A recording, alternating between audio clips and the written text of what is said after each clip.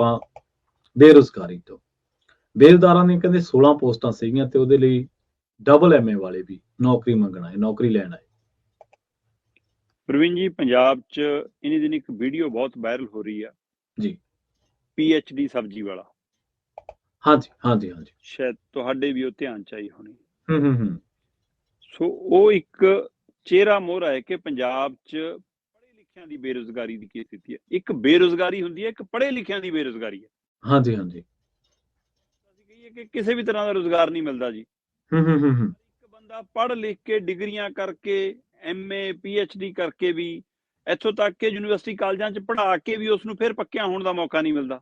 ਉਸਨੂੰ ਫਿਰ ਘਰਾਂ ਨੂੰ ਤੋਰ ਦਿੱਤਾ ਜਾਂਦਾ। ਜੀ।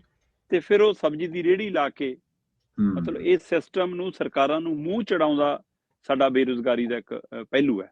ਹਾਂਜੀ। ਉਹ ਤਸਵੀਰ ਤੁਸੀਂ ਸਾਰਿਆਂ ਨੇ ਦੇਖੀ, ਪੜ੍ਹੀ, ਸੁਣੀ ਹੋਣੀ ਹੈ ਨਾ। ਜੀ। ਉਸੇ ਤਰ੍ਹਾਂ ਦਾ ਇੱਕ ਆਹ ਪਹਿਲੂ ਸਾਹਮਣੇ ਆ ਰਿਹਾ। ਮੋਗਾ ਦੇ ਨਗਰ ਨਿਗਮ ਨੇ ਬੇਲਦਾਰਾਂ ਦੀਆਂ ਪੋਸਟਾਂ ਕੱਢੀਆਂ 48 ਜੀ, ਕਿ 48 ਪੋਸਟਾਂ ਨੇ ਬੇਲਦਾਰਾਂ ਦੀਆਂ ਤੇ 8ਵੀਂ ਪਾਸ ਉਮੀਦਵਾਰ ਚਾਹੀਦਾ। ਠੀਕ ਹੈ ਜੀ। ਪ੍ਰਵੀਨ ਜੀ, 48 ਦੇ ਵਿੱਚੋਂ 32 ਕੁ ਬੰਦੇ ਉਹਨਾਂ ਕੋਲ ਪਹਿਲਾਂ ਤੋਂ ਹੀ ਕੱਚੇ ਬੇਲਦਾਰ ਵਜੋਂ ਕੰਮ ਕਰ ਰਹੇ ਨੇ। ਠੀਕ ਹੈ ਜੀ।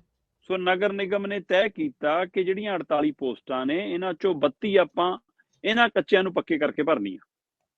ਠੀਕ ਹੈ। ਸੋ ਇਹ ਇੱਕ ਚੰਗਾ ਫੈਸਲਾ ਕਿ ਹਾਂ ਬਈ, ਜਿਹੜੇ ਆਪਣੇ ਕੋਲ ਪਹਿਲਾਂ ਤੋਂ ਕੱਚੇ ਮੁਲਾਜ਼ਮ ਕੰਮ ਕਰ ਰਹੇ ਨੇ ਬਤੌਰ ਬੇਲਦਾਰ, ਆਪਾਂ ਉਹਨਾਂ ਨੂੰ ਪਹਿਲਾਂ ਤਾਂ ਪੱਕੇ ਕਰੀਏ।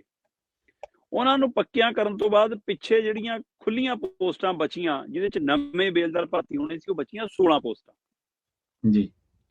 ਹੁਣ 16 ਪੋਸਟਾਂ ਲਈ ਅੱਜ ਦੀ ਤਰੀਕ ਤੱਕ ਭਾਰਤੀ ਸਮੇਂ ਅਨੁਸਾਰ ਸ਼ਨੀਵਾਰ ਦੀ ਸਵੇਰ ਤੱਕ ਦੇ ਹਵਾਲੇ ਜੇ ਮੈਂ ਗੱਲ ਕਰਾਂ ਤਾਂ 3800 ਤੋਂ ਵੱਧ ਐਪਲੀਕੇਸ਼ਨ ਆ ਚੁੱਕੀਆਂ।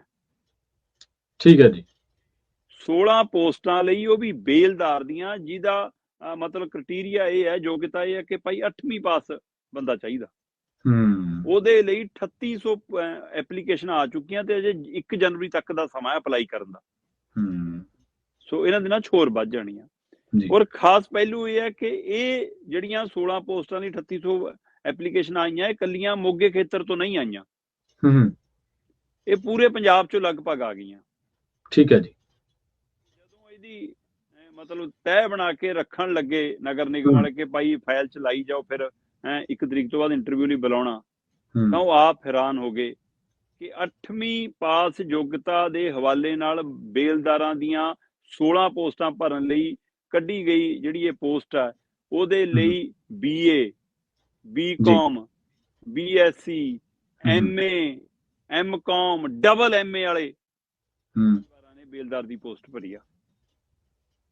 ਸੋ ਇੱਥੋਂ ਅੰਦਾਜ਼ਾ ਲੱਗਦਾ ਕਿ ਪੰਜਾਬ 'ਚ ਬੇਰੁਜ਼ਗਾਰੀ ਦੀ ਸਥਿਤੀ ਕੀ ਆ। ਨਾ ਇਸ ਬੇਰੁਜ਼ਗਾਰੀ ਦੇ ਮਸਲੇ ਦੇ ਹੱਲ ਲਈ ਪਹਿਲੀਆਂ ਸਰਕਾਰਾਂ ਨੇ ਕੋਈ ਯੋਜਨਾਬੰਦੀ ਕੀਤੀ, ਨਾ ਮੌਜੂਦਾ ਸਰਕਾਰ ਕਰ ਰਹੀ ਆ। ਖਾਲੀ ਥਾਵਾਂ, ਹੁਣ ਆ ਵੀ 48 ਪੋਸਟਾਂ ਖਾਲੀ ਥਾਵਾਂ ਨੇ, ਉੱਥੇ ਉਨੀ ਲੋੜ ਹੈ ਬੇਲਦਾਰਾਂ ਦੀ ਪਹਿਲਾਂ ਤੋਂ ਹੀ। ਲੰਮੇ ਸਮੇਂ ਤੋਂ ਕੱਚੇ ਪੱਕਿਆਂ ਨਾਲ ਪਾਉਂਦੇ ਆ ਰਹੇ ਸੀ। ਜੀ। ਇਸ ਲਈ ਖਾਲੀ ਪੋਸਟਾਂ ਤਾਂ ਭਰੀਆਂ ਜਾ ਰਹੀਆਂ, ਪਰ ਬੇਰੁਜ਼ਗਾਰੀ ਦੇ ਹੱਲ ਲਈ ਉਹਦੇ ਲਈ ਕੋਈ ਪਹਿਲ ਕਦਮੀ ਨਹੀਂ। ਅਜੇ ਵੀ ਕੱਚੇ ਮੁਲਾਜ਼ਮ ਰੋਜ਼ ਧਰਨਿਆਂ ਤੇ, ਡੰਡੇ, ਧੱਕੇ, ਸਾਰਾ ਕੁਛ ਹੈ ਜੀ। ਜੇ ਉਹ PhD ਵਾਲਾ ਸਬਜ਼ੀ ਦੀ ਰੇਹੜੀ ਲਾ ਰਿਹਾ ਤੇ ਜੇ ਪਹਿਲਿਆਂ ਨੇ ਉਹਦਾ ਮੁੱਲ ਨਹੀਂ ਪਾਇਆ, ਤਾਂ ਹੁਣ ਵਾਲੀ ਸਰਕਾਰ ਉਸ ਤੇ ਪਹਿਲ ਕਦਮੀ ਕਰਦੀ ਕਿ ਉਹਨੂੰ ਕਈ ਆ ਜਾ, ਤੈਨੂੰ ਅਸੀਂ ਭਰਤੀ ਕਰਦੇ ਹਾਂ। ਉਹ ਜਿਹੇ ਕਿੰਨੇ ਹੋਰ ਹੋਣੇ ਜੀ। ਇੱਕ ਮੇਰੇ ਧਿਆਨ 'ਚ ਆਇਆ ਕਿ ਚੰਨੀ ਸਾਹਿਬ ਦੇ ਸਮੇਂ ਕਹਿੰਦੇ ਜੀ ਨੌਕਰੀ ਦੀ ਵਾਅਦਾ ਕਰਕੇ ਜੀ ਉਹਨੂੰ ਨੌਕਰੀ ਨਹੀਂ ਦਿੱਤੀ, ਜੀ ਅਸੀਂ ਨੌਕਰੀ ਦਿਆਂਗੇ ਜੀ, ਆਹ ਬੈਠਾ ਜੀ। ਉਹ ਸਰਕਾਰ ਨੇ ਮੁੜ ਕੇ ਦੱਸੇ ਹੀ ਨਹੀਂ ਉਹ IPL ਵਾਲਾ ਮੁੰਡਾ ਕਿੱਥੇ ਹੈ ਜੀ, ਹੁਣ ਕਿਹੜੀ ਨੌਕਰੀ ਦਿੱਤੀ ਜੀ ਉਹਨੂੰ, ਕਿੱਥੇ ਲਾਤਾ ਜੀ। ਤੇ ਇੱਧਰ ਬੇਰੁਜ਼ਗਾਰੀ ਦੀ ਸਥਿਤੀ ਦਾ ਸਪਸ਼ਟ ਚਿੱਤਰਨ ਅੱਜ ਮੋਗਾ ਦੇ ਨਗਰ ਨਿਗਮ ਦੇ ਇਹ ਹਵਾਲੇ ਨਾਲ ਸਾਹਮਣੇ ਆ ਗਿਆ ਕਿ ਬੇਲਦਾਰ ਦੀਆਂ 16 ਪੋਸਟਾਂ ਦੀ 3800 ਐਪਲੀਕੇਸ਼ਨ ਆ ਜਾਣ ਤੇ ਉਹਦੇ ਲਈ MA MA ਡਬਲ MA ਵਾਲੇ BSc BCom ਵਾਲੇ ਜਵਾਕ ਅਪਲਾਈ ਕਰਨ। ਤੇ ਇੱਥੋਂ ਅੰਦਾਜ਼ਾ ਲਾ ਲਓ ਕਿ ਪੰਜਾਬ 'ਚ ਬੇਰੁਜ਼ਗਾਰੀ ਦੀ ਹਾਲਤ ਕੀ ਆ। ਜੀ।